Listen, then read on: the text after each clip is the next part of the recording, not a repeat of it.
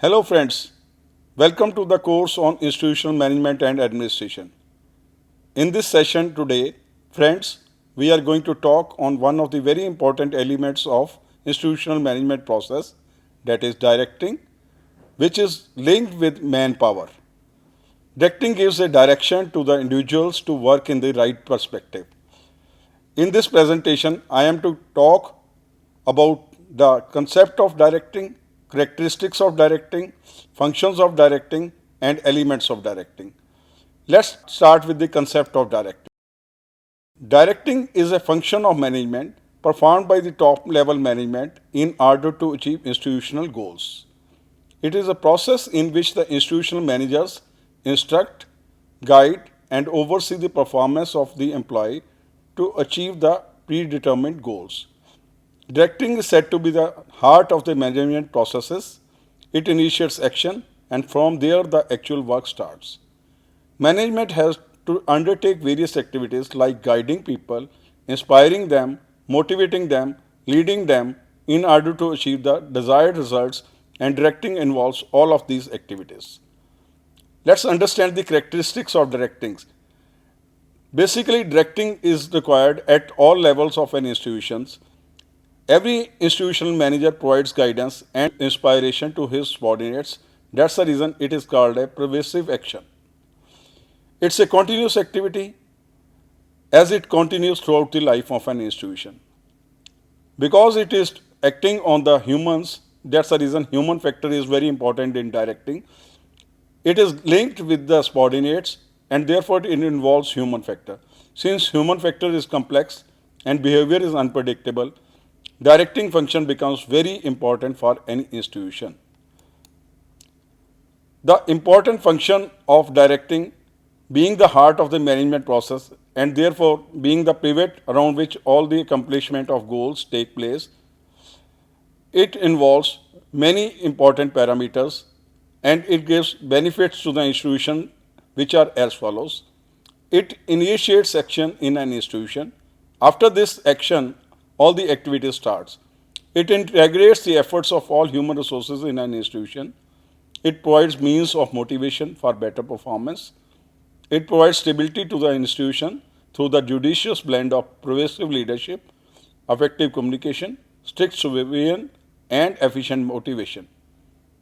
It provides appropriate guidance for coping with the required changes from time to time. It also helps in efficient utilization of resources. So, directing is the heart of the management process around which all the other functions are moving. Directing involves telling people what is to be done and explaining how to do it, issuing instructions and orders to subordinates, inspiring them to contribute towards the achievement of objectives, supervising their activities, and providing leadership and motivation. The main elements of directing are supervision, leadership, motivation, and communication. Let's understand each one of them separately. First, supervision. Supervision implies overseeing the work of the subordinates by their superiors. It is an act of watching and directing work and workers. It is a management activity which is carried out by the superiors to oversee the productivity and performance of the employees who report directly to them. It essentially is an educational process.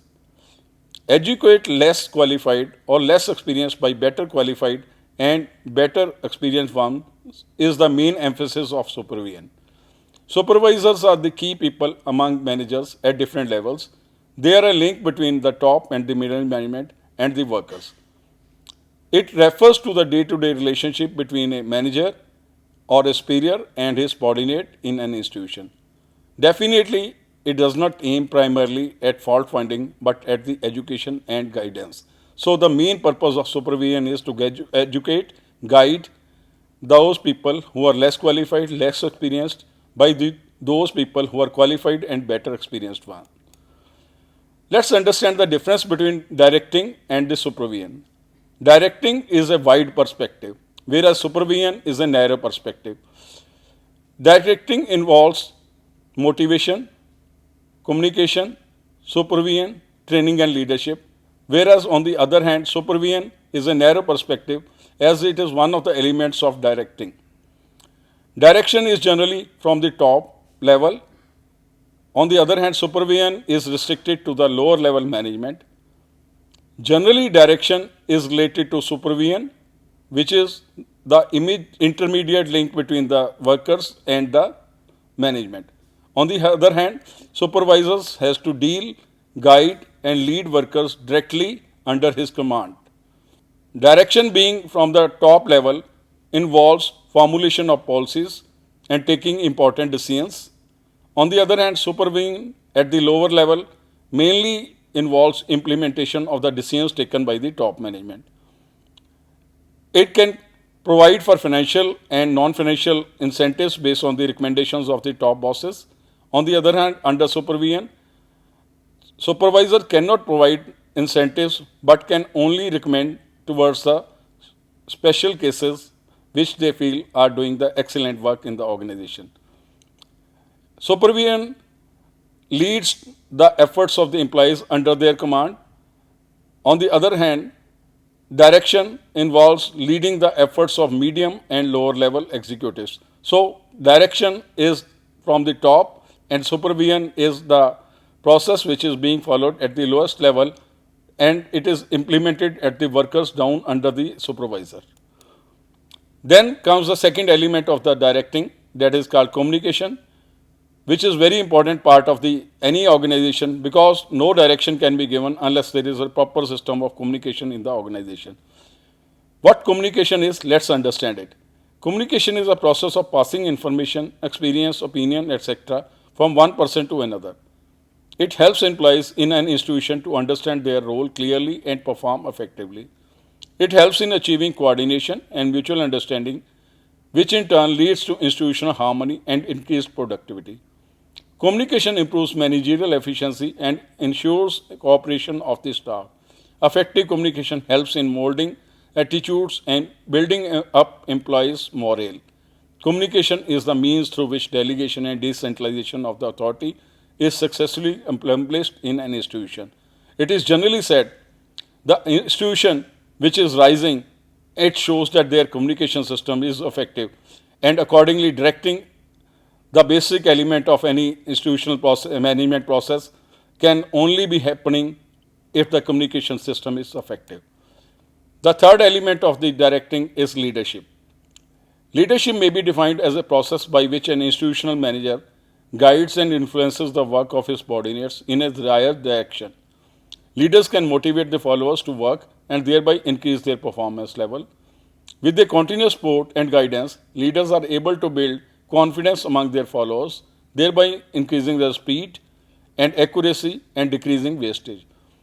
With friendly and cooperative efforts of a leader, he is able to build employees' morale, which in turn contributes to higher productivity. The fourth element of directing is motivation, which means inspiring, stimulating, or encouraging the subordinates with a passion to work. Positive, negative, monetary, non-monetary incentives may be used for this purpose. With proper motivation, there can be maximum utilization of the institutional resources like men, material, money, and other physical resources. If employees are motivated, it reduces employees' turnover and absenteeism. Motivation fosters their sense of belongingness among the employees towards the institution and also improves their morale.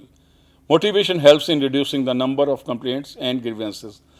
These are the basic elements of any directing process. It is generally said, highly motivated people perform better than unmotivated people. Yes, you can motivate yourself and the subordinates under you, which can lead to the achievement of the goals of an institution.